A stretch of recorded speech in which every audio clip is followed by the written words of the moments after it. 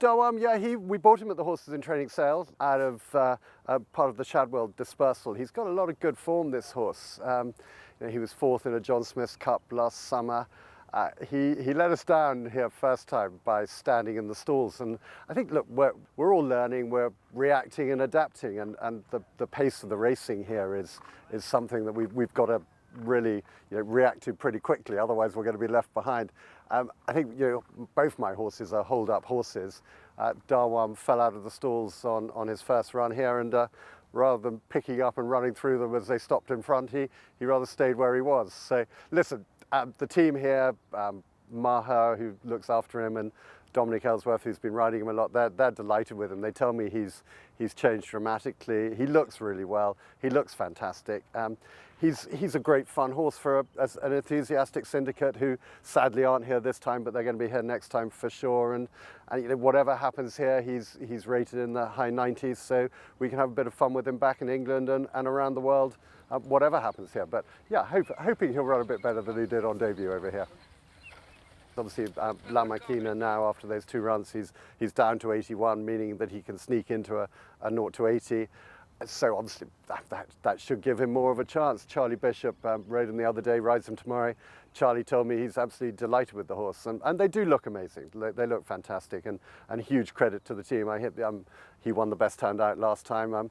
It's nice to win a prize. Hopefully we can get into better prizes tomorrow. These horses, they're both 6-year-olds. They both, it's not their first rodeo. They both have their quirks.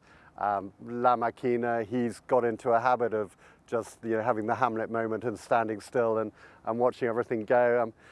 He won at the July meeting under Oisin Murphy, having given them 5 lengths at the start. You just can't afford to do that here. In England, it's less of an issue. So that's obviously why we were through the stalls yesterday, the guys, and were happy with them. The acid test will be tomorrow. I will be perfectly prepared as I train my binoculars on them to see them falling out the back. But please God, they jump and can be involved. The obvious horses with form here already are the ones we've got to target, and I don't think there are going to be any surprises in the way the races run. We have worked that bit out, I know. It's going to be lickety-split. They're going to go a million miles an hour.